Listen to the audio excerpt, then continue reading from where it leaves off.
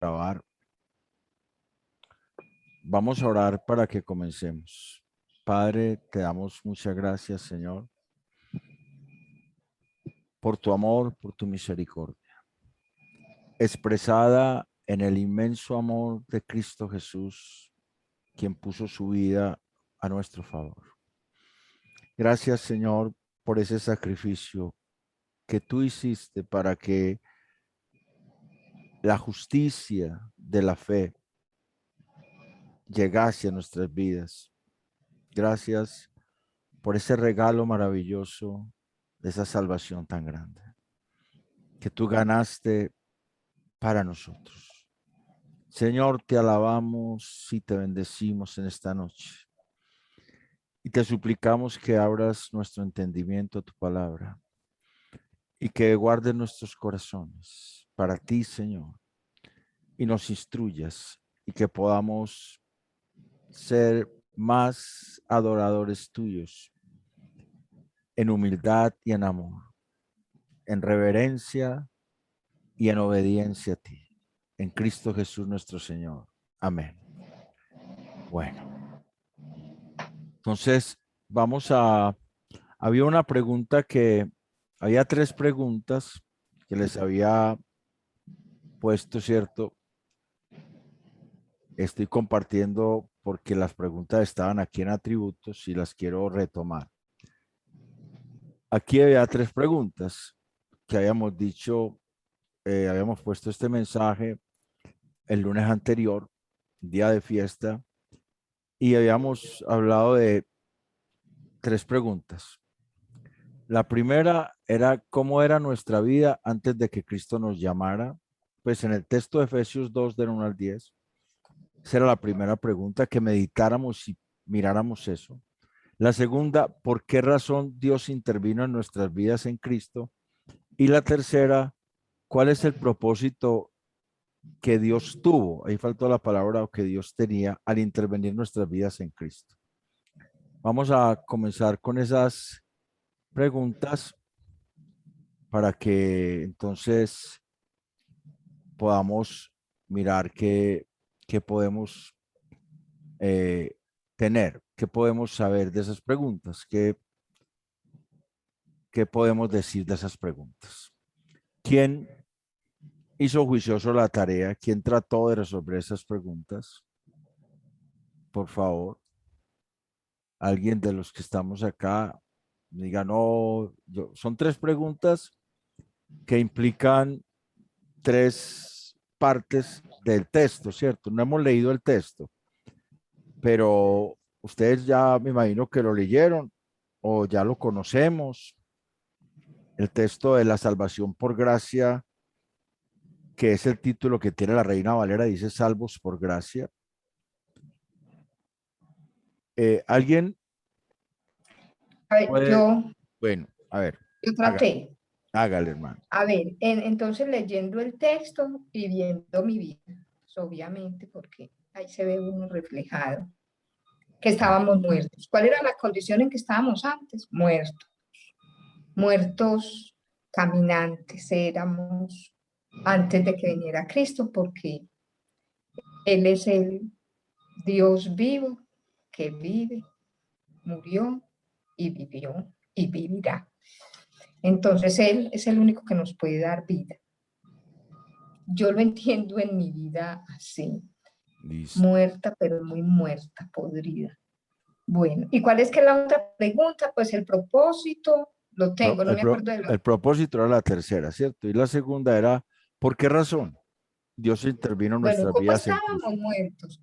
¿Por qué razón? Él Pues yo intervino. creo que ¿Por qué razón sí, Él pues intervino?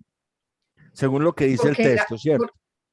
porque es la creación de Él y por amor a su creación, Bueno, a lo que Él creó, listo. a su creación. Y el ¿Y con qué propósito? propósito? Para revelar su gracia, y todo tiene que ver como con la gloria de Dios. He podido entender yo en todas tus enseñanzas. Entonces, todo lo que Él hace es para su gloria, para que nosotros demos gloria a Él Qué y bueno, seremos como hermana. Sí, qué bueno, porque hay veces no se entiende eso, ¿cierto?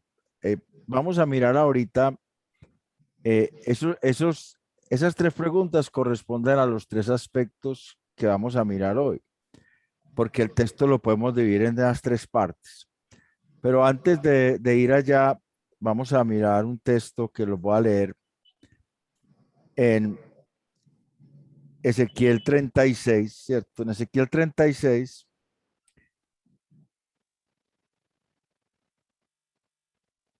en los versículos del 22 en adelante, dice, por tanto, di a la casa de Israel, así ha dicho Jehová el Señor, no lo hago por vosotros, oh casa de Israel, sino por causa de mi santo nombre, el cual profanasteis vosotros entre las naciones a donde habías llegado. Y santificaré mi grande nombre, profanado entre las naciones, el cual profanasteis vosotros en medio de ellas, y sabrán las naciones que yo soy Jehová, dice Jehová el Señor, cuando sea santificado en vosotros delante de sus ojos. Y yo os tomaré de las naciones y os recogeré de todas las tierras y os traeré a vuestro país, esparciré sobre vosotros agua limpia y seré limpiado de todas vuestras inmundicias y de todas vuestros ídolos os limpiaré. Os daré corazón nuevo y pondré espíritu nuevo dentro de vosotros y quitaré de vosotros de vuestra carne el corazón de piedra y os daré un corazón de carne. Y pondré dentro de vosotros mi espíritu y haré que andéis en mis estatutos y guardéis mis preceptos y los pongáis por obra. Eso es un anuncio del nuevo pacto, lo que Dios iba a hacer en Cristo con su pueblo. Pero los versículos 22 y 23 recalcan que es porque Dios quiere restaurar su nombre, el cual ha sido profanado por su pueblo. O sea, que Dios interviene en ese nuevo pacto para restaurar su nombre, para restaurar su renombre, porque Él tiene un renombre que defender, tiene una reputación que defender. Por eso es para gloria de Dios siempre que se hace, lo que Dios hace es para su gloria. Y lo vimos en Efesios 1, del 3 al 16, del 3 al 14, cuando tres veces hablaba de para la alabanza de la gloria de su gracia, para la alabanza de su gloria, para la alabanza de su gloria. Siempre se reiteraba que esas bendiciones de Dios en la iglesia eran para alabarlo, para elogiarlo por su, por su gloria, o sea, porque Él se dio a conocer a un pueblo que no lo buscaba, porque nosotros no lo buscábamos, ¿cierto? Isaías tiene un texto donde dice, fui hallado de los que no preguntaban por mí, por los que no me buscaban. Todo el tiempo extendí mi mano a un pueblo rebelde y prevaricador, mas fui hallado de los que no me buscaban, por los que no preguntaban por mí. Él se dio a conocer a su iglesia para que su iglesia le glorifique, ¿cierto? En este texto que tenemos hoy, que vamos a compartir pantalla, vamos a compartir la pantalla, vamos a compartir primero y vamos a leerlo. Vamos a compartir primero la pantalla y vamos a leer el texto. Aquí está. Estoy compartiendo, ¿cierto? Voy a leer el texto para que nos quede más fácil recordarlo. Yo creo que ustedes lo tienen a la mano, pero vamos a leer. Y Él os dio vida a vosotros cuando estabais muertos en vuestros delitos y pecados, en los cuales anduvisteis en otro tiempo, siguiendo la corriente de este mundo, conforme al príncipe de la potestad del aire, el espíritu que ahora operan los hijos de desobediencia, entre los cuales también todos nosotros tuvimos en otro tiempo, vivimos en otro tiempo, en los deseos. Voy a dar entrada a alguien que está pidiendo entrada. Alguien está pidiendo entrada y me toca dejar de compartir para darle entrada. No puedo ir allá. Vamos a ver si le puedo dar entrada por acá.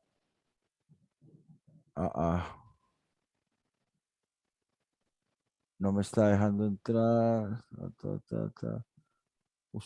Vamos a dejar de compartir. A ver, ¿alguien está pidiendo entrada? No.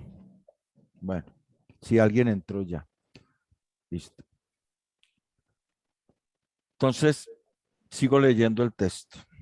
Entre los cuales también todos nosotros vivimos en otro tiempo, viene el versículo 3, capítulo 2, en los deseos de nuestra carne, haciendo la voluntad de la carne y de los pensamientos, y éramos por naturaleza hijos de ira, lo mismo que los demás. Pero Dios, que es rico en misericordia, por su gran amor con que nos amó. Esa es la causa por la cual Dios cambia la situación. El versículo 4, y por eso lo tengo acá, la ley de estructura en este pasaje, la ley principal, es la ley de punto crucial. Y de evitar a estas aves heridas, pero aceptamos todas las aves que nos llevan. Más que un centro de aves de rapiña. Guiller. Amén, amén. Guiller, cerrar el micrófono, por favor, cerrar el micrófono. Listo. Bienvenido, Guiller. La ley de estructura principal aquí es la ley de punto crucial. Por eso paré en el versículo 4, lo hice a propósito. Porque ahí dice, pero Dios que es rico en misericordia por el gran amor con que nos amó. O sea, ahí hay un cambio de la narración. La narración cambia. Veníamos en una narración donde estábamos muertos en delitos y pecados, y el versículo 3 dice que éramos por naturaleza hijos de ira, lo mismo que los demás. O sea, que merecíamos la ira de Dios. Pero, en ese pero, versículo 4, hay un cambio. Ahí llega como que cambia la historia, cambia el rumbo de la historia. Eso, en ese momento es el clímax de la narración, donde él revierte y empieza a pasar algo mejor de lo que había. Es una ley de punto crucial, porque en ese clímax hay un contraste entre lo anterior y lo que sigue. Y fuera de eso, ese versículo 4 es la causa para el efecto que sigue. O sea que hay un resultado a partir del versículo 4, que son los versículos del 7 al 10 específicamente, que es el propósito. El resultado es todo lo que hay ahí del 4 al 10. A partir del versículo 4 y 5, porque el versículo 4 y 5 es donde hay un cambio. El versículo 4 dice, pero Dios que es rico en misericordia por su gran amor con que nos amó. ¿Cuál fue ese amor con que nos amó? Según Efesios 1:3, Él nos amó ¿desde cuándo? Según Efesios 1:3. Desde la eternidad. Él nos amó desde antes de la fundación del mundo. Él nos escogió desde antes de la fundación del mundo, según Efesios 1:4, en amor. O sea, Él nos escogió en ese amor que tuvo antes de la fundación del mundo por nosotros. Entonces, aquí en el versículo 4, Pablo está diciendo que ese amor fue el que hizo que cambiara nuestra situación, de pecado, de una vida que seguía la corriente de este mundo, que seguía lo que decían las pasiones y la carne, y que seguíamos la corriente impulsada por el príncipe de la potestad del aire, o sea, por Satanás, que era el que manejaba nuestras vidas y nosotros estábamos ahí. En el versículo 4 entonces dice, pero es que Dios que es rico en misericordias. Dios es rico en misericordia, pero dice, por su gran amor con que nos amó. O sea que la misericordia de Dios tuvo que ser realizada por un amor que Él nos dio, que Él tuvo por nosotros. Iván, Yo, Guiller, hermano, ¿por qué se ve tan borroso? No se alcanzan a ver las letras. ¿no se alcanzan a ver? No, nada. ¿No están viendo las letras? Sí, están ahí, pero yo no las... Espere, Ampliarle. no, solamente que hay algo, hay que quitar esto, lo que hicimos para el video y ya. Ahora sí, Guiller, ahora sí, listo. ¿Cierto, Guiller? Sí, ahí está mejor. Ahora sí, Claro que Eso. le puedo poner más zoom si quiere, pues, porque Claro. aquí lo estamos. Listo. Aun cuando aun cuando Ahí, ahí, me- ahí, ahí, sí, ahí. aun cuando eso después nos viene a nosotros, ¿cierto? Sí, sí, sí, hágale. Pero ahí lo vamos Ah, leyendo, está mejor ahí ya. sí, Listo. sí, ahí está mejor, sí. Listo. Que el amor de Cristo fue el que propició la misericordia de Dios. Por eso es que en Efesios 3, del 14 al 20, hay una oración, que es la segunda oración que Pablo hace por la iglesia. Y en esa oración Pablo está pidiendo que nosotros podamos entender la magnitud del amor de Cristo. La longitud, la profundidad, la altura, todas esas dimensiones del amor de Cristo que sobrepasa todo entendimiento. Porque la misericordia de Dios fue gratis para nosotros, pero valió la vida de Cristo. Si no hubiese sido por el amor de Dios expresado en Cristo por nosotros, sus misericordias no hubiese podido aplicarse a nosotros. O sea, la redención no se hubiera podido dar. ¿Por qué? Porque había que pagar, alguien tenía que pagar el precio. Alguien tenía que pagar el precio. Nosotros no podíamos ser rescatados. Ya vimos que la palabra redención básicamente lo que significa es rescate. Nosotros no podíamos ser rescatados si no había un pago. Si no había un pago por nosotros. Y el pago que demandaba era la vida del Cordero, según el Antiguo Testamento. El pago que se demandaba por el pecado era la vida del Cordero. En este caso, de Cristo Jesús, del Cordero sin mancha, del que vivió una vida justa y santa. Él paga por nosotros y a él le carga, Jehová le carga en él el pecado de todos nosotros. Como dice Isaías 53, ¿cierto? Del 1 al 11, allá está la profecía. Y era necesario que así fuese, porque o si no, no habría podido haber redención, no habría podido haber un pago, no habría podido expresarse la misericordia.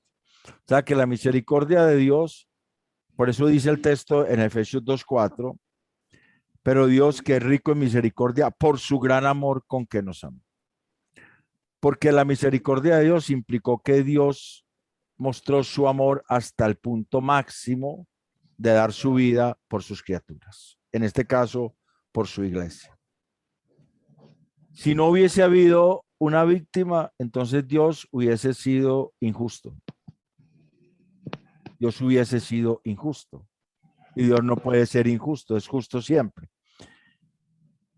El Proverbios 17:15 dice, el que justifica al impío y el que condena al justo, ambos son igualmente abominación a Jehová. O sea que si Dios hubiera dicho, listo, los voy a justificar, les voy a perdonar, pero no voy a tener un pago por esa justificación, entonces Dios se hubiese hecho a sí mismo aborrecible, se hubiese hecho a sí mismo abominable, se hubiese hecho él mismo alguien que no merecía ser Dios realmente. Se hubiera hecho una abominación. Por eso es necesario que intervenga el amor de Dios para que la misericordia se derrame sobre nosotros. Entonces, en ese punto es donde cambia la historia. Cambia la historia. Y el versículo 5 dice que eso lo hizo él aún estando nosotros muertos en pecados. Nos dio vida juntamente con Cristo, por gracia sois salvos.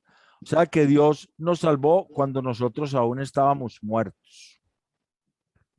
Eso es la misma idea que tiene Romanos 5 del 8 al 10. Si alguien quiere, me lee Romanos 5 del 8 al 10. Si alguien quiere, me lee ese Romanos 5 del 8 al 10. ¿Alguien lo está buscando o lo leo acá? ¿Ustedes qué me dicen?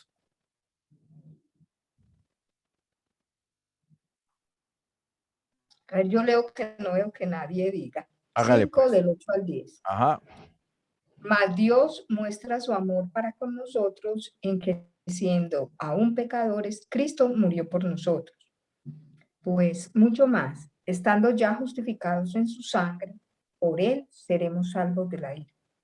Porque si siendo enemigos fuimos reconciliados con Dios por la muerte de su Hijo, mucho más, estando reconciliados, seremos salvos por su vida. O sea que es la misma idea. Él lo hizo aún siendo nosotros, aún estando nosotros muertos, aún nosotros siendo enemigos de Dios, aún nosotros siendo pecadores consumidos, Él lo hizo. Entonces, la historia en la narración cambia. De los versículos 6 en adelante ya empieza otra historia, ¿cierto? Y juntamente con Él nos resucitó y asimismo nos hizo sentar en los lugares celestiales en Cristo Jesús.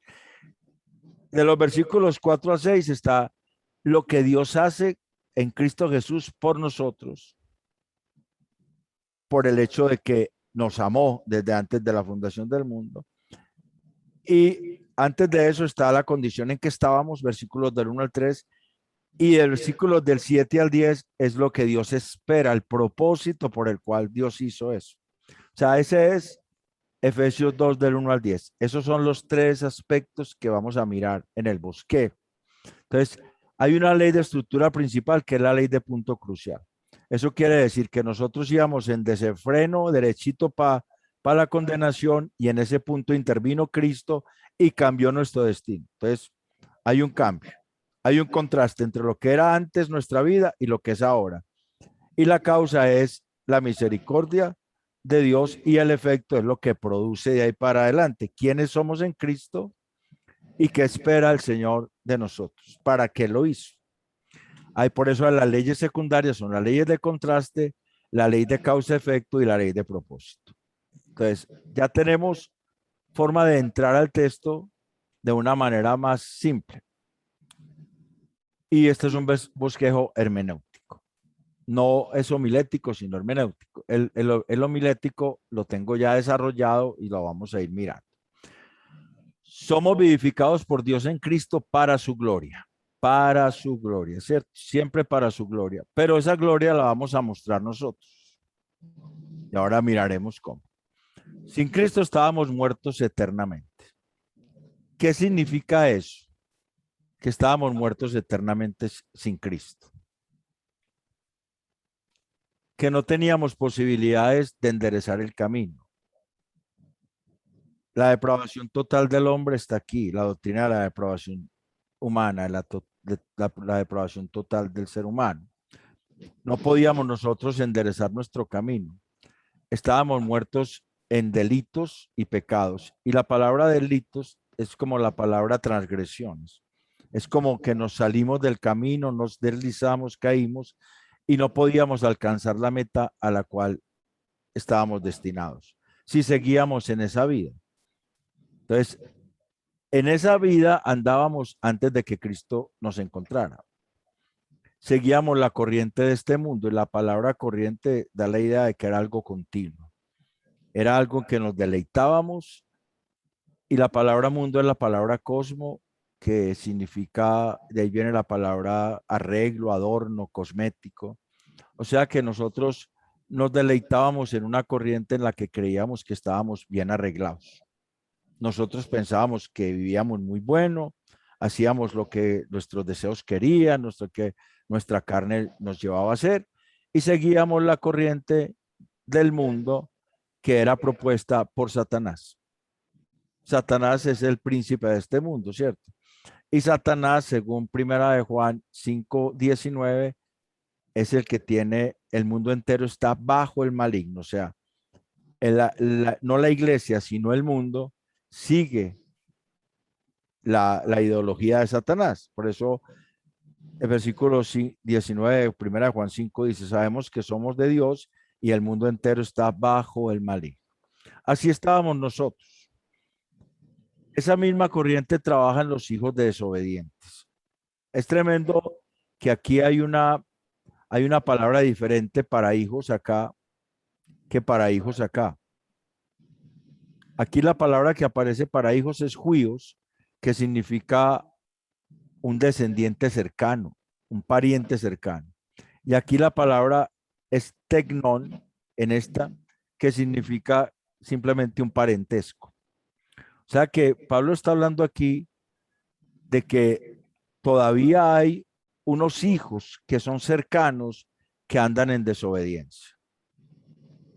Que así andábamos nosotros, como andan ellos, que hay que rescatarlos porque ellos andan en el mundo en desobediencia, pero son hijos cercanos. Nosotros también andábamos así, seguíamos los deseos de nuestra carne, hacíamos la voluntad de la carne y de los pensamientos, y todo esto nos convertía en hijos de ira como los demás. O sea, en este caso habla de unos hijos que simplemente son parentesco, no que son cercanos, sino que son parentesco, la palabra tecnón. O sea, que son creación de Dios y que van a sufrir la ira de Dios. O sea, un aborrecimiento justificado de Dios. Y así andábamos nosotros. Esto era nuestra vida anterior, era esto. Sí, una pregunta, hermano, Iván, una pregunta. Dime. ¿Esos hijos se refieren a los hijos carnales o se refieren, o a qué tipo de hijos se refiere? A ver, la palabra hijos acá es la palabra juíos. Entonces habla de hijos desobedientes.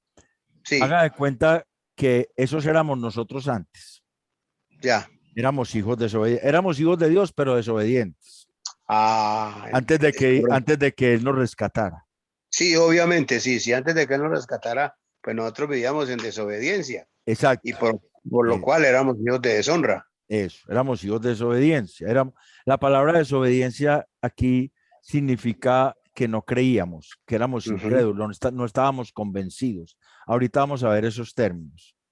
Éramos hijos de Dios, pero no había llegado esa fe a nosotros para creer en Jesucristo. Y andábamos así, seguíamos todo esto. Sin embargo, aquí utiliza otra palabra para hijos, que es la palabra tecnón, que significa simplemente parientes lejanos. O sea, como creación de Dios. Todo esto nos convertía en hijos de ira. O sea, aquellos que nunca se convertirán, que van a sufrir la ira de Dios.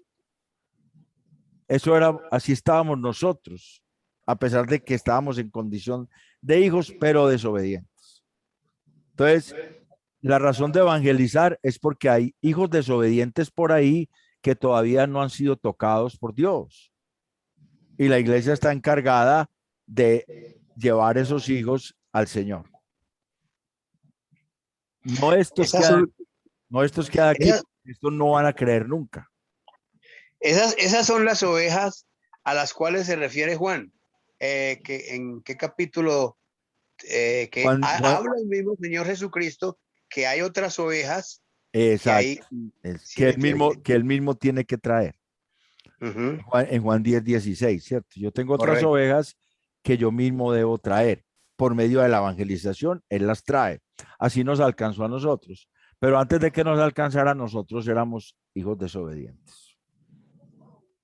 Y estábamos en la condición en la que están los hijos de ira, que son aquellos que nunca van a creer en Jesucristo y que van a recibir la ira de Dios en la eternidad. Porque una de las cosas que pasa con la misericordia de Dios es que cuando Cristo muere por nosotros, Él recibe la ira de Dios por su iglesia. Él recibe la ira de Dios. Dios cargó en Él todo el pecado de su iglesia y por eso Él recibió esa ira de Dios y por eso Él sufría en el Getsemaní, porque sabía que en ese momento se iba a separar del Padre, lo cual nunca había pasado. Y eso era una angustia muy fuerte para Él, por los hijos desobedientes. Cada vez que la iglesia evangeliza, hay menos hijos desobedientes. Pero los hijos de ira, ellos seguirán siendo hijos de ira. Por eso dice, esto nos convertía en hijos de ira como los demás. O sea, estos demás que no son iglesia, son hijos de ira. ¿Listo? Iván. Sí. Ahorita que hablábamos, porque a veces es confuso cuando... Déjame, yo dejo de compartir para... Sí, dime, Pastor Carlos Díaz. frente a pues que el príncipe de este mundo pues es Satanás, ¿cierto? Yo creo que también habría que ver como la diferencia entre lo que es el cosmos, el mundo, pues el mundo que pues Dios sigue siendo soberano sobre todas las cosas, ¿cierto? Y lo otro sobre lo que es el pensamiento del mundo, o sea, cuando hablamos del mundo, también está hablando uno de la filosofía del mundo, donde Satanás pues es el, digámoslo así, el que domina, porque a veces puede también pareciera que está por encima, o no por encima, que Satanás está como al control del mundo. Entonces yo creo que es como importante tener esa claridad en lo que es el cosmos y lo otro, lo que sería el pensamiento del mundo Bueno, o la listo. filosofía del mundo. Lo que pasa es que la palabra mundo, la palabra cosmos, ¿cierto? La palabra Sí. cosmos es la palabra mundo y en la Biblia se utiliza con tres significados básicos. El primero es el conjunto de personas, ¿cierto? De seres humanos. El segundo es la creación misma. Y el tercero es el conjunto de filosofías o ideologías que manejan las sociedades, ¿cierto? Correcto. Son tres connotaciones de la misma palabra. No son tres palabras distintas, es la misma palabra para tres connotaciones. Por eso es que uno no puede decir que el mismo autor Juan dijo, de tal manera amó Dios al mundo, y después en Juan 3:16, y después en la primera carta de Juan 2:21 dice, no améis al mundo y sus pasiones. Está hablando de dos connotaciones diferentes. Dios amó a su creación que ya tenía destinada para salvación. Pero allá Juan está diciendo que no amemos el conjunto de filosofías que manejan las sociedades y que son contrarias a Dios. Satanás es el que está en control de esas filosofías que manejan las sociedades y que son contrarias a Dios. Y él es el que propone esas leyes. Esas leyes que salen ahora, esas leyes, por ejemplo, a nosotros nos extraña que hayan unas leyes tan locas. Pero si uno va al Salmo 2, por ejemplo, 1000 años antes de Cristo, que David fue 1000 años antes de Cristo. En el Salmo 2 dice, ¿por qué se amontonan las gentes y los pueblos piensan cosas vanas? Se levantarán los reyes de la tierra, o sea, los que mandan en las naciones, se levantarán los reyes de la tierra y príncipes consultarán unidos, se unen contra Jehová y contra su ungido diciendo, rompamos sus ligaduras, echemos de nosotros sus cuerdas. O sea, no lo tengamos en cuenta y hacemos un montón de leyes que no tienen en cuenta a Dios. Eso es promocionado por Satanás. Y Satanás es el que maneja esas vidas. Pero la iglesia no. Porque la primera carta de Juan, precisamente en el versículo 5:18, dice que el que es nacido de Dios no practica el pecado y el que es engendrado por Dios le guarda y el maligno no le toca. O sea, la iglesia no tiene por qué estar temerosa de Satanás. Porque el maligno no le toca, porque la iglesia tiene una protección. Nosotros vimos en Efesios 1, del 15 al 23, que la iglesia necesitaba saber la autoridad que tiene en Cristo. Y esa autoridad es que la iglesia tiene un poder sobre eso que antes la dominaba. Y aquí está en Efesios 2:6. En Efesios 2:6 dice que juntamente con él nos hizo sentar en los lugares celestiales con Cristo Jesús. Eso es que nos entronizó con él, nos estableció con él en posiciones de autoridad por encima de todos los cielos. La iglesia gobierna con Cristo y tiene un poder para vivir la vida que Cristo le dio. Ese poder lo tiene la iglesia. No es un poder para estar decretando cosas ni para estar haciendo adivinaciones, no es eso. Ni es un poder para pelear con el diablo, no. Es un poder para caminar como Cristo quiere que camine. La iglesia tiene ese poder. Porque la iglesia no está dominada por Satanás. El mundo sí está dominado por Satanás. O sea, el conjunto de personas que no han conocido a Cristo, que siguen esas ideologías, ellos no saben que siguen al diablo. Ellos piensan que están siguiendo a Dios. Incluso ellos piensan que es amor y que es respeto y que es tolerancia, que uno pueda saber que una persona que es hombre se vista de mujer y que no hay problema. Esas ideologías, quien convence de eso a esas personas es el mismo Satanás. Esas son las ideologías que ahora funcionan y que no tienen nada que ver con la iglesia. La iglesia tiene que hacer contracultura, la iglesia tiene que ir en contra de eso, porque la iglesia tiene a Cristo como Señor. Entonces, estamos hablando de que éramos antes como ellos. Antes vivíamos en esa forma de vida. Antes vivíamos haciendo lo que nuestro corazón nos decía, lo que nuestros deseos nos decían y nos impulsaba nuestra carnalidad, y eso hacíamos. Por eso dice que estábamos muertos en delitos y pecados, ya que nosotros éramos como cadáveres delante de Dios. ¿Por qué? Porque la palabra delito significa deslizarse, caer al lado del camino, frustrado sin poder pararse. Es la palabra transgresión. Y la palabra pecado es hamartía, que es alcanzar el blanco, alcanzar la meta. O sea que nosotros caímos a un lado frustrados del camino y no podíamos alcanzar la meta, pero Cristo vino y nos restauró. Cristo vino y nos restauró. Por la misericordia de Dios y porque el amor de Cristo fue probado en la cruz por su iglesia. Ese es el segundo aspecto. El segundo aspecto es que nosotros fuimos restaurados. Dios nos vivificó en Cristo, nos vivificó, Él nos dio vida. Dios mostró su rica misericordia en nosotros, versículos del 4 al 6. Por su gran amor con que nos amó, aún estando muertos en nuestros pecados y nuestras transgresiones, Dios nos dio vida juntamente con Cristo. Al salvarnos por gracia, al resucitarnos juntamente con Cristo y al hacernos sentar en los lugares celestiales con Cristo Jesús. Eso significa que la vida de Cristo nos fue dada a nosotros.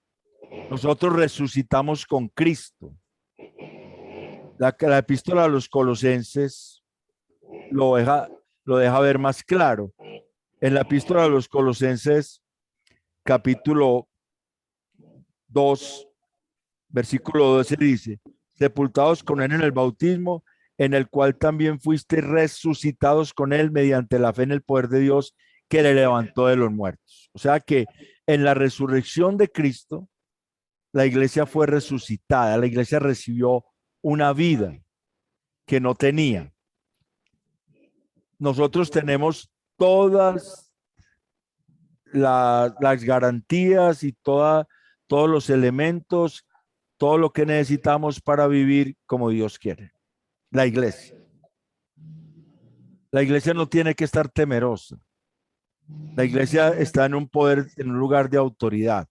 Cuando dice que está sentada en los lugares celestiales, es que está establecida con Cristo en los lugares celestiales, o sea, por encima de todos los cielos. La iglesia ha sido puesta en autoridad. No se nos olvide que en Efesios la iglesia se presenta desde la óptica de Dios. Es la iglesia como Dios la ve. Es la iglesia como Dios la concibe. Es la iglesia como Dios se la va a presentar a sí mismo, como Cristo se la va a presentar a sí mismo. Allá, según Efesios 5, esa iglesia gloriosa, sin manchas, sin arrugas, y ni cosa semejante, que Él se va a presentar a sí mismo. Esa iglesia está ya sentada en los lugares celestiales en Cristo, porque en la resurrección de Cristo, esa iglesia resucitó con Cristo. Cuando Cristo fue resucitado, que mostró que el sacrificio había sido aceptado, que el sacrificio de Cristo había sido agradable al Padre, la iglesia fue levantada con Cristo, la iglesia de todos los tiempos. O sea, esa iglesia de los hijos desobedientes que hay en este momento fue levantada con Cristo, pero no sabe. Ellos no saben que fueron levantados con Cristo. Ellos no saben que Dios los tiene destinados para salvación. Ellos no saben. El evangelismo hará que ellos lleguen a conocer a Dios y que experimenten que son levantados con Cristo para la gloria de Dios y para que pueda gobernar con Cristo. Ese es el asunto de la iglesia.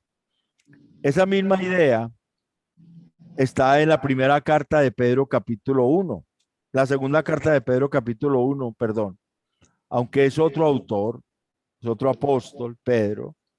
El apóstol Pablo ya nos dijo, el apóstol Pedro nos va a decir en el capítulo 1 de su segunda carta, como todas las cosas que pertenecen a la vida y a la piedad, nos han sido dadas por su divino poder.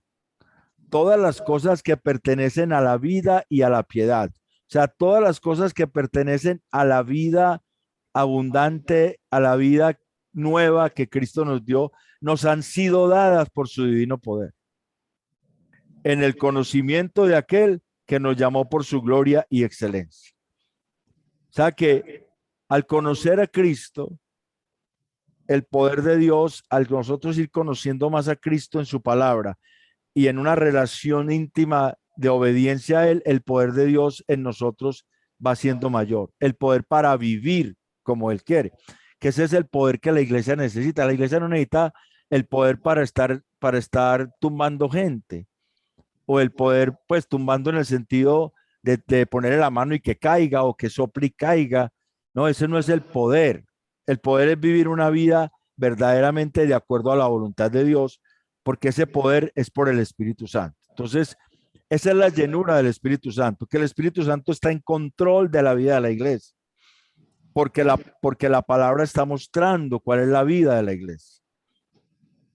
La vida de la iglesia está dada en la palabra, y el Espíritu Santo es el que convence y además fortalece para que esa palabra verdaderamente la viva la iglesia.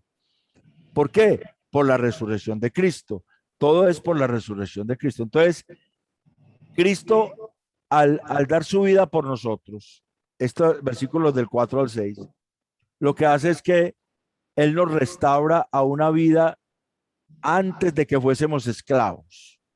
O sea, antes de que fuésemos esclavos del pecado, y ahora nos hace a nosotros señorear sobre eso que antes nos esclavizaba. Pero en Cristo. En Cristo significa que Cristo es como una burbuja. Voy a hacer esa ilustración. Haga de cuenta que Cristo es una burbuja gigante y nosotros estamos dentro de Él. Él nos protege, Él nos guarda, en Él vivimos, en Él somos, en Él nos movemos, en Él esperamos, en Él confiamos, en Él permanecemos. Y cuando, por alguna circunstancia, porque nosotros no somos producto terminado, como vamos a ver ahorita, por alguna circunstancia fallamos, entonces como que salimos de la protección de Cristo. Sin embargo, el Espíritu Santo nos lleva a su palabra que dice que en Él tenemos redención, el perdón de pecados en su sangre. Seguimos teniendo ese beneficio del arrepentimiento y pedir perdón, y Él nos vuelve a insertar en la burbuja dentro de Él. Los hijos de ira nunca van a estar dentro de Él. Los hijos de ira se han de presentar delante de Dios por sus propios medios. Se han de presentar en el juicio a justificarse por su propia vida, a decirle a Dios, es que yo viví una vida sin pecado, es que yo nunca fallé, y Dios les va a mostrar que fallaron muchas veces.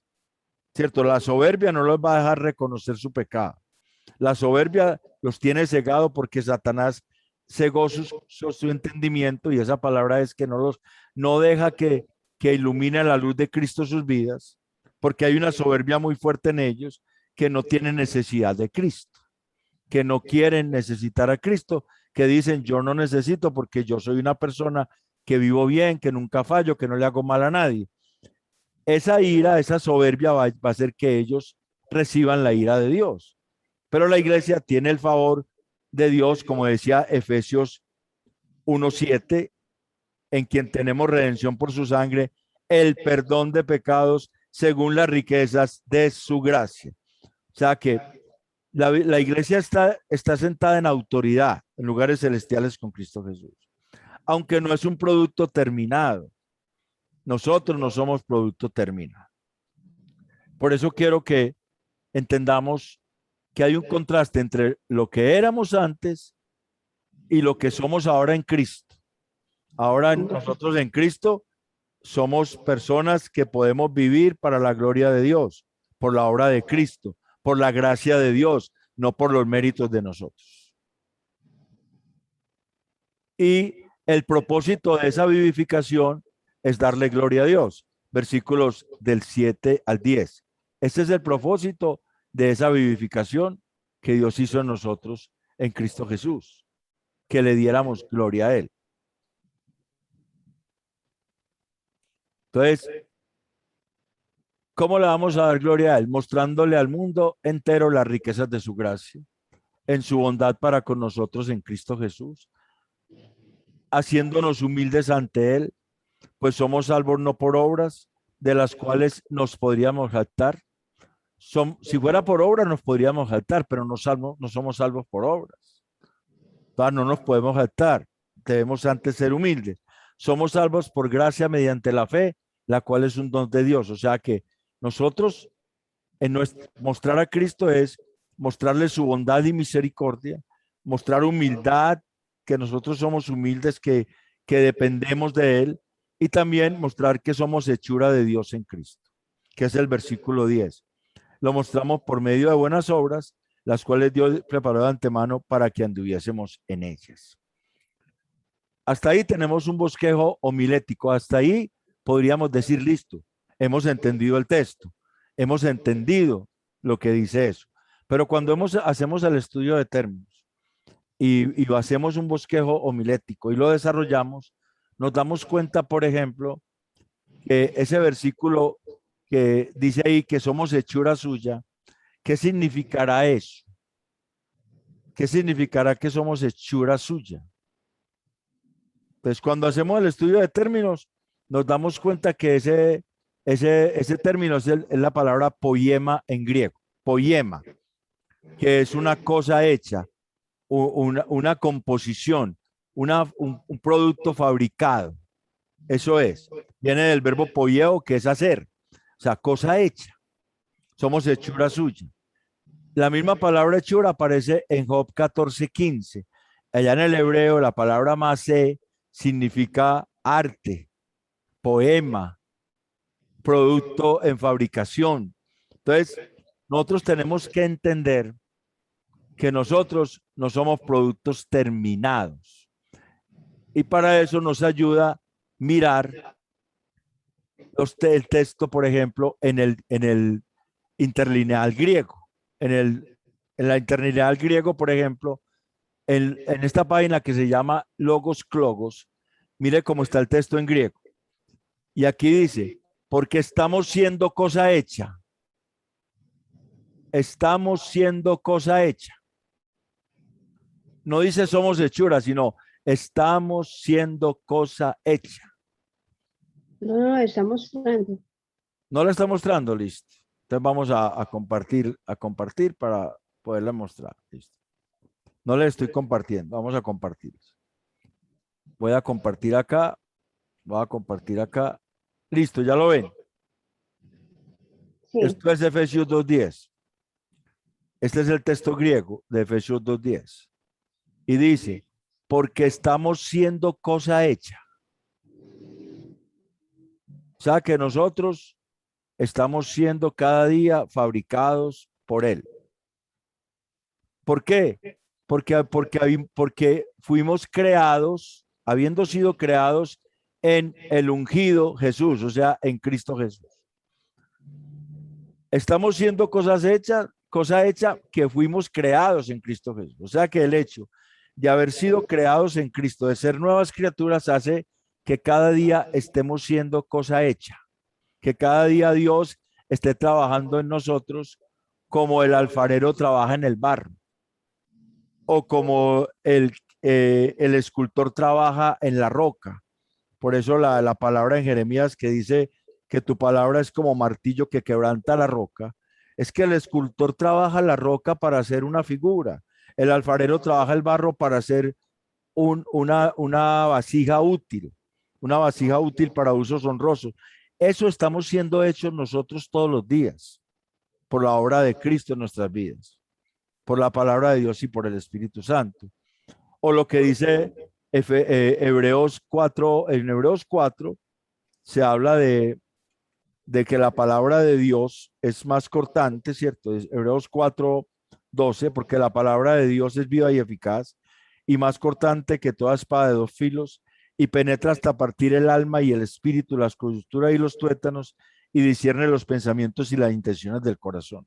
Es como la palabra trabaja en nosotros, porque aquí la espada que se presenta aquí en Hebreos 4:12 es la daga corta de doble filo que tenía el soldado romano, utilizada en la lucha cuerpo a cuerpo. La palabra de Dios lucha con nosotros para ir haciendo en nosotros esto, para ir perfeccionando esa cosa hecha que estamos siendo. Nosotros estamos siendo cosa hecha. Cada vez la palabra va a ir perfeccionando eso en nosotros, porque el Espíritu Santo nos convence que es verdad y nos da la fortaleza para vivirla y nos da el deseo de seguir adelante. Eso a nosotros, al mundo no. El mundo no tiene ese privilegio que la iglesia tiene. Entonces, nosotros estamos siendo transformados todos los días. Todos los días a la imagen de Jesucristo. Todos los días vamos siendo transformados a la imagen de Jesucristo. Por eso a nosotros todo lo que nos pase nos ayuda para bien. Porque ese es el bien al que apunta Romanos 8, 29 y 30. Allá dice, a los que aman a Dios, todas las cosas les ayudan a bien. Esto es a los que conforme a su propósito han sido llamados. Y a los que llamó, a estos también predestinó para que fuesen hechos conforme a la imagen de su Hijo.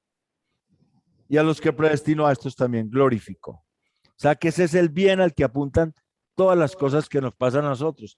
Dios, ¿cómo nos va formando? A través de pruebas, a través de situaciones adversas, a través de experiencias, va formando el carácter de Cristo en nosotros, porque estamos siendo cosa hecha. Porque estamos siendo cosa hecha, según Efesios 2:10. Entonces, el propósito que verdaderamente tiene, voy a compartir ahora, sí, el propósito que verdaderamente tiene lo voy a mirar desde el bosquejo homilético que está desarrollado. Yo les voy a mandar todo esto. El propósito que verdaderamente tiene es este que hay acá. Todo esto es el bosquejo ya desarrollado. Somos vivificados en Cristo para mostrar a Dios. Este es el punto 3 en el cual estamos, versículos del 7 al 10. ¿Para qué hizo Dios esto en Cristo sobre la iglesia? Dios hizo esto con nosotros para que le mostremos. ¿Cómo podemos hacerlo? ¿Cómo podemos mostrar a Dios? Mostrando su gracia y su bondad. Nosotros somos vivificados para tener misericordia y bondad. No fuimos resucitados con Cristo para condenar a los que aún no han creído, ni para juzgar a los que tropiezan y caen. Por el contrario, debemos mostrar la gracia de Dios en nuestras vidas, actuando con misericordia y bondad para con los demás.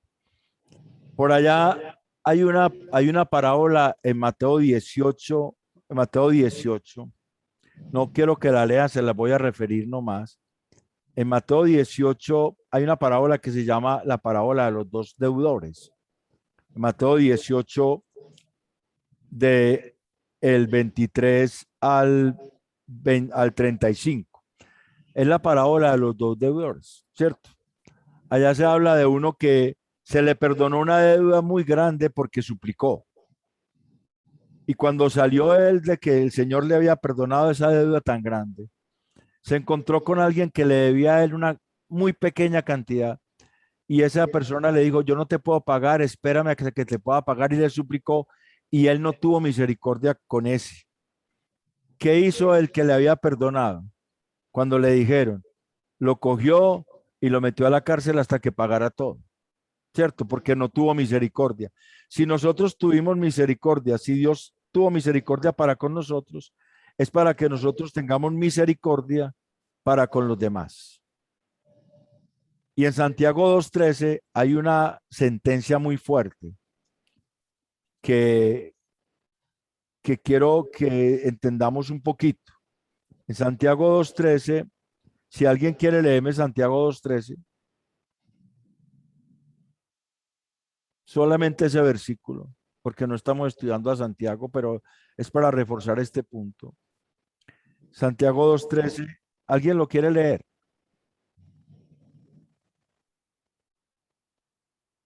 Bueno, entonces lo leo, listo. Porque juicio sin misericordia se hará con aquel que no hiciere misericordia, y la misericordia triunfa sobre el juicio. Y ahí la palabra misericordia que utiliza Santiago 2:13 es un término que es en el griego, un término que es ileos, que significa Dios se propicio. Y de ahí viene la palabra propiciación. Entonces, lo que está diciendo Santiago es, con el que no tenga misericordia, Dios va a hacer un juicio sin la propiciación de Cristo. O sea que el que no tenga misericordia, el que no muestre misericordia, es como que no fuera hijo de Dios. Es como que no fuera hijo de Dios, porque recibió misericordia y endurece su corazón con las personas y no muestra misericordia.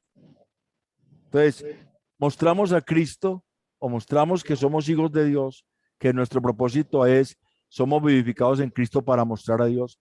Lo mostramos mostrando su gracia y su bondad, ¿cierto? Y la palabra misericordia, listo. La palabra bondad es esta palabra y significa excelencia de carácter. Entonces, nosotros fuimos rescatados para mostrar una excelencia de carácter a aquellos que siguen esclavitud. Y no cualquier excelencia de carácter, sino la excelencia del carácter de Dios. Entendiendo que somos productos en fabricación. Entendiendo que somos productos en fabricación. Lo segundo, mostrando humildad en nuestras vidas, no jactándonos de quienes somos en Cristo. Usted y yo no tenemos ningún derecho a gloriarnos, pues fuimos vivificados no por obras, sino por fe. Y este es un don de Dios. Así que el hecho de haber creído en Cristo no fue algo nuestro, sino que Dios el Padre puso esto en nosotros. También mostramos humildad entendiendo que somos producto no terminado, pues estamos en un proceso de perfeccionamiento en manos de Dios. O sea que no podemos sentirnos ya la última Coca-Cola del desierto porque nosotros estamos siendo terminados, estamos siendo construidos, estamos siendo fabricados, estamos siendo moldeados por el Señor. Y allá es donde está la palabra poema y ya lo que le mostré allá, estamos siendo cosa hecha, lo cual implica que somos productos no terminados, que constantemente estamos siendo moldeados y pulidos por el gran alfarero. Ya Dios comenzó nuestra transformación, pero aún no ha sido completada. Esa misma idea la tiene Pablo en Filipenses, ¿cierto? Allá en la epístola a los Filipenses, que dice que el que comenzó la buena obra en vosotros, la terminará, la perfeccionará hasta el día de Jesucristo, ¿cierto? Eso está en la epístola a los Filipenses. Eso es, esa obra ha sido empezada, pero aún no ha sido completada. Sin embargo, nosotros tenemos que mostrar que vamos en un proceso de perfeccionamiento, con humildad, sabiendo que delante de Dios estamos por su gracia y por su misericordia, que tenemos lo que tenemos porque Él nos rescató, porque nosotros no podíamos por nosotros mismos y que estamos siendo perfeccionados cada día por Él. Y también mostramos que somos su pertenencia, al obrar bien de acuerdo a su propósito eterno. Al obrar bien, de acuerdo a la voluntad de Dios, al propósito de Dios, mostramos que somos de Dios. Entonces tenemos tres maneras para mostrar que somos de Dios, para mostrar a Dios. Primero, mostrando su gracia y su bondad. O sea, teniendo amor, teniendo bondad para con todas las personas, teniendo esos atributos de Dios en nuestras vidas, que las personas vean en nosotros que somos de Dios. Ese es lo primero. Lo segundo, mostrando humildad en nuestras vidas. No podemos llegar a decir, mira, es que yo estoy en Cristo porque es que yo me he esforzado mucho. No, no, no. Ojo. Aquí el esfuerzo humano no vale. Si nosotros nos esforzamos es porque Dios nos da la fuerza. Por eso la misma epístola a los Efesios, en el capítulo 6, dice, por tanto, hermanos míos, Efesios 6:10, fortaleceos en el Señor y en el poder de su fuerza. Es en Él. Nosotros no tenemos aquí que decir, no, es que yo he permanecido porque es que yo he sido fuerte. Eso simplemente es una jactancia vana, que no implica que la persona esté agradecida porque Dios actuó de una manera misericordiosa y en gracia con él. Tiene que reconocer que la obra es de Dios. Hay que reconocer eso. Sabiendo que nosotros no somos producto terminado, pero que estamos en proceso de perfeccionamiento en manos de Dios y obrando bien de acuerdo a su propósito eterno, así mostramos que somos su pertenencia. Entonces, esto es Efesios 2 del 1 al 10. Eso es Efesios 2 del 1 al 10. ¿Cómo éramos antes? ¿Cómo Cristo intervino y qué hizo en su intervención? ¿Por qué intervino y qué hizo? Y eso, ¿qué tiene que producir en nosotros? O sea, nosotros fuimos rescatados ¿para qué? Para darle gloria a Dios, ¿cierto? Para mostrar a Dios. Pero vamos a mostrar a Dios es de una manera en que actuemos con bondad y con misericordia con las personas que nos rodean, que mostremos humildad siempre, reconociendo que estamos en sus manos, que dependemos de Él, que Él es nuestro Señor. Y también obrando bien de acuerdo a su propósito. Eso lo hacemos porque Él de antemano preparó eso para nosotros. No es algo de nosotros. Él lo preparó de antemano. ¿Tenemos alguna pregunta? ¿Alguna pregunta tenemos? Sí. Sí, listo. Como una o dos. Una o dos, listo. Pues Hágale. me queda como una grande inquietud o una grande como entendimiento de que entonces Dios, que es todopoderoso y soberano, utiliza o tiene como instrumento el mal para el perfeccionamiento nuestro, de los elegidos. ¿Tiene como instrumento qué? Porque él es soberano sobre el mal, ¿cierto? Sí, amén. Él no origina el mal, es soberano. Sí. Pero entonces utiliza el mal para nuestro perfeccionamiento. Amén. Amén. Conocimiento del mal. Es así. Dios. Porque entonces tengo como una cosa en mi corazón de que entonces nosotros somos una obra, pues como un evento intermedio de un plan muy lejano. Una cosa intermedia. O sea, lo que pasa es que la iglesia... Que va a un punto también. A ver, hay dos preguntas ahí, hermana.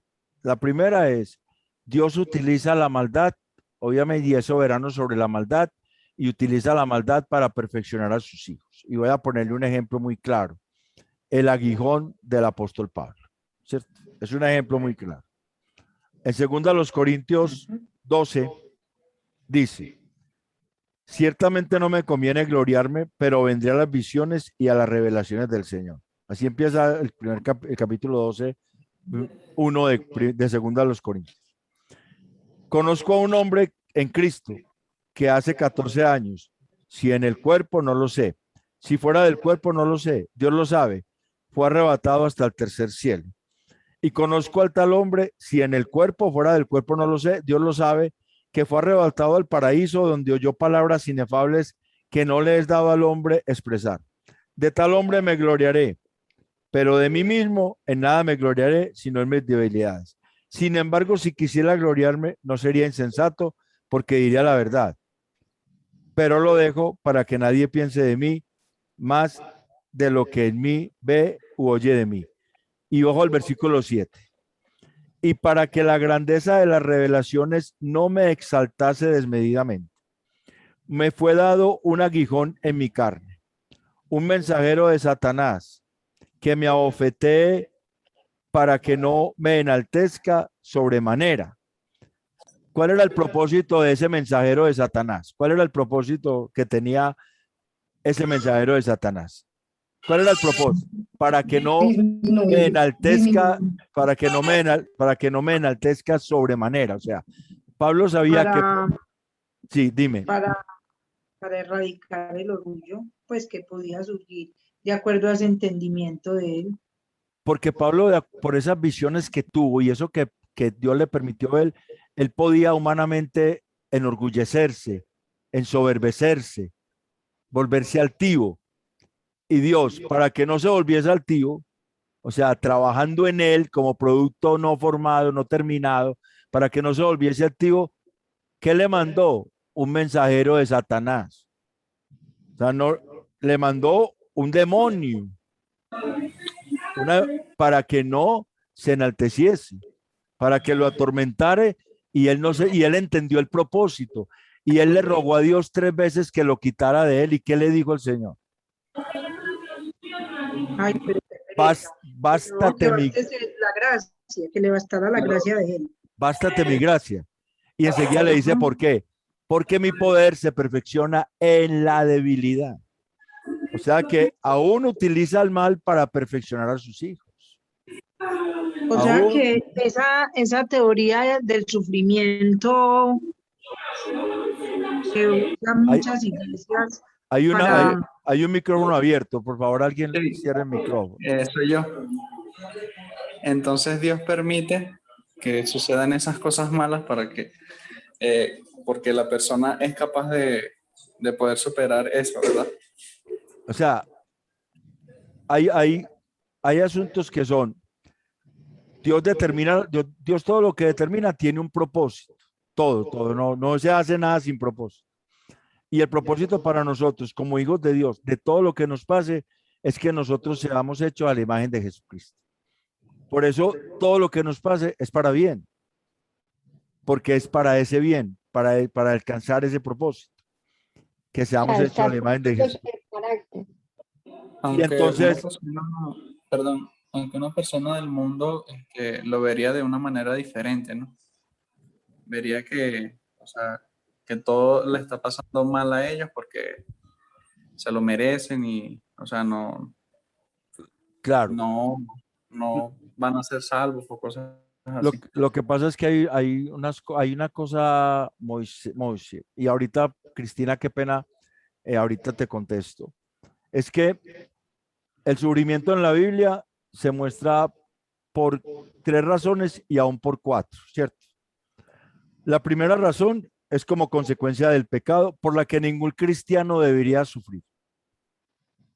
El apóstol Pedro en su primera carta, por allá en el capítulo 4, dice que no suframos como malhechores, ¿cierto? O por entremeternos en lo ajeno. Ningún cristiano debería sufrir por el pecado. Pero también hay sufrimiento en la Escritura por seguir a Cristo. También hay sufrimiento para la iglesia por seguir a Cristo, porque el mundo va a aborrecer a la iglesia por seguir a Cristo. Y también hay sufrimiento por las pruebas, porque Dios para formar su carácter en nosotros, nos prueba. Y hay otro sufrimiento que es para que la iglesia padezca lo que padeció Cristo, que es lo que Pablo dice en la carta a los Colosenses, que sufro en mi cuerpo para alcanzar para completar los padecimientos que la iglesia tiene por Cristo, que le falta a la iglesia sufrir por Cristo. Entonces, no todo sufrimiento es por pecado, no todo sufrimiento es por pecado. Que ese es el error de algunos, ese fue el error de los amigos de Job, que le dijeron, mire, es que usted tiene su cosita oculta porque es que mire todo lo que le está pasando. No, Dios estaba formando el carácter de Job. Dios estaba llevando a Job a una prueba que ninguno de nosotros resistiría, pero que Job pudo resistir y se mantuvo firme y llegó a conocer a Dios a través de esa prueba, a través de todo eso. Se le convirtió en bien. Se le convirtió en bien. Entonces, para nosotros, todo ayuda para bien. Nosotros tenemos que tener eso, porque eso es lo que el texto bíblico nos dice. Nosotros tenemos que creer en lo que el texto bíblico nos dice. Esa es la verdadera fe. Y nosotros tenemos la certeza de que Dios dijo, no te dejaré ni te desampararé. Esos cantos viejitos eran muy bonitos. Hay uno que decía, Cristo nunca, nunca, nunca me ha dejado, nunca, nunca me ha desamparado, ni en la noche oscura, ni en el día de prueba, Jesucristo nunca me desamparará. Esos cantos que eran viejitos y eran muy sabrosos porque dicen la verdad, es que Él nunca nos va a dejar. Él dijo, no te dejaré ni te desampararé. Voy a estar con ustedes todos los días hasta el fin del mundo. Eso es una promesa y Él las cumple. Entonces, cuando estemos en esas situaciones adversas, sepamos que Él está con nosotros. Y tenemos textos como este que acabamos de ver del aguijón de Pablo, que, hombre, nos están pasando cosas que parecen malucas, pero Dios tiene un propósito con ellas. Está formando nuestro carácter, está formando humildad, está formando dependencia, está formando en nosotros, digamos, que templanza, paciencia, no sé, alguna de sus virtudes se está formando en nosotros, pero para eso es que vienen ese tipo de cosas. Entonces, como en hornos de aflicción. puede haber momentos así, puede haber momentos así. Por eso, cuando viene la prueba, es necesario resistir la prueba, resistir la tentación que se genera en la prueba. En la prueba se genera una tentación.